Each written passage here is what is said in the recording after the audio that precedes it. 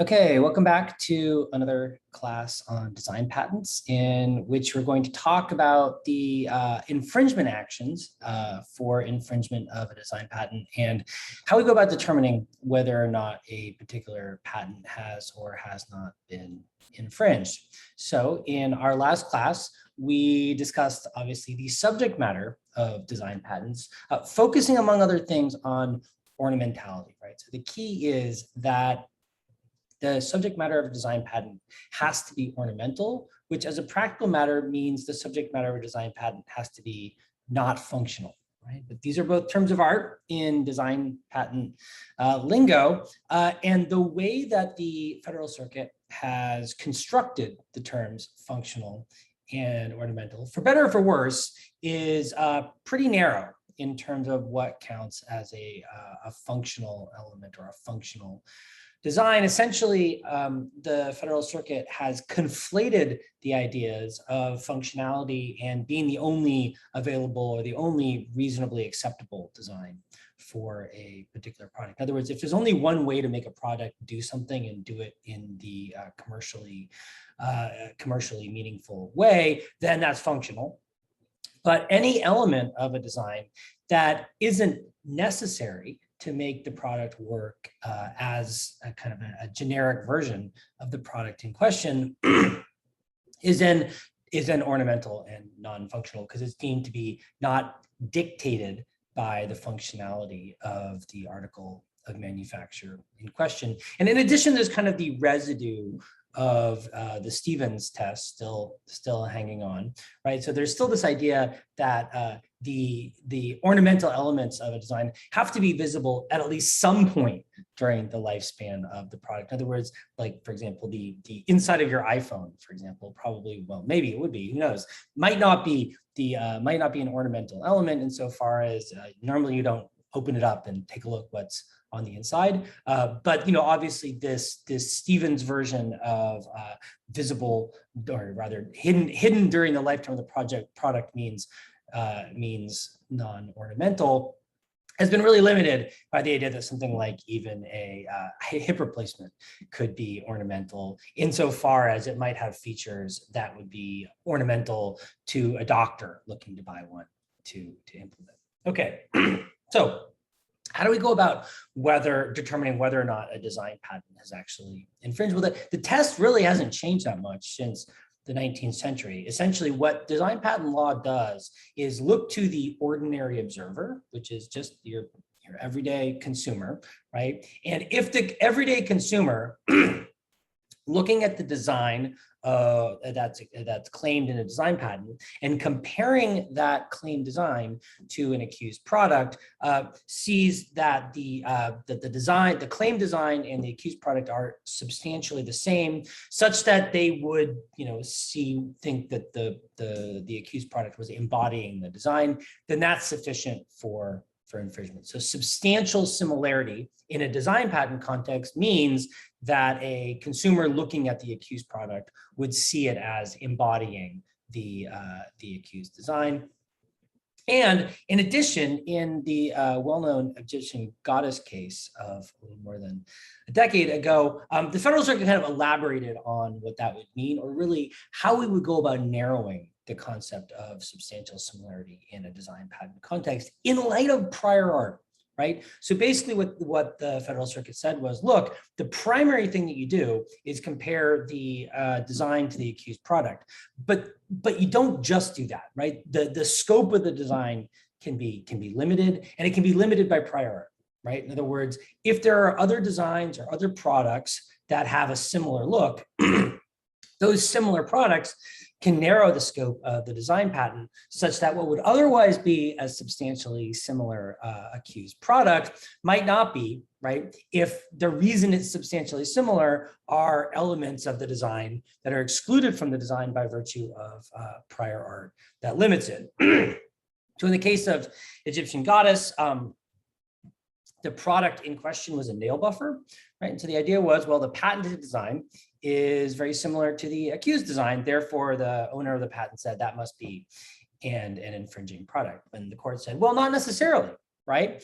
Because there are lots of prior art references in the nail buffer area that are also similar, right? And to the extent that those prior art references in the area of nail buffer design limit the scope of the design patent to the particular features that are claimed in that particular design, then that might remove the accused design from actually being infringing, which is in fact what happened in the case. In other words, it construed the design patent in question really narrowly because the prior art occupied so many areas of that field of design in question. Okay, and we can see a nice example of that in the super sparkly safety stuff v. Skyline case.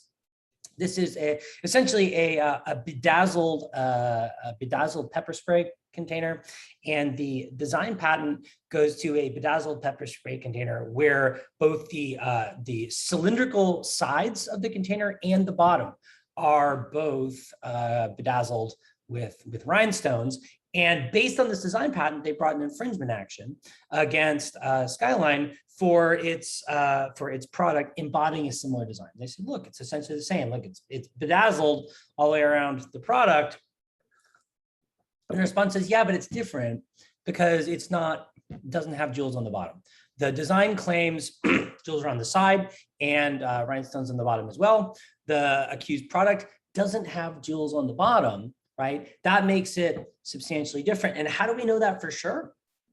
Well, the court looked at prior art products, not design patents, but actually products that were sold on the market, and said there were competing products that were bedazzled pepper spray containers around the side. So really the only thing that was novel and being claimed in this design patent here was putting the rhinestones on the bottom as well. Right. So in a sense, what the court is really saying is, look, the prior art narrows the scope of the design patent claim, right, to include only the elements of that claim that are novel and not disclosed by prior art. Because there's prior art that discloses a bedazzled pepper spray container with no bedazzling on the bottom, that would limit the scope of the design patent. What's new and distinctive about it is that it's adding these additional rhinestones. That's what makes it a protectable design in the first place. And because there are other designs that have the alternative configuration, this is not an infringing product under the circumstances. Okay, so how far does that go? We can see a version of it in the Oralabs v. Kindroot case. So what happened here, the owner of the design patent owns the product you see at the top of the screen. They patented the design you see at the top of the screen here and manufactured the EOS semi-hemispherical lip balm container. And a competitor came onto the market with a very similarly designed lip balm container.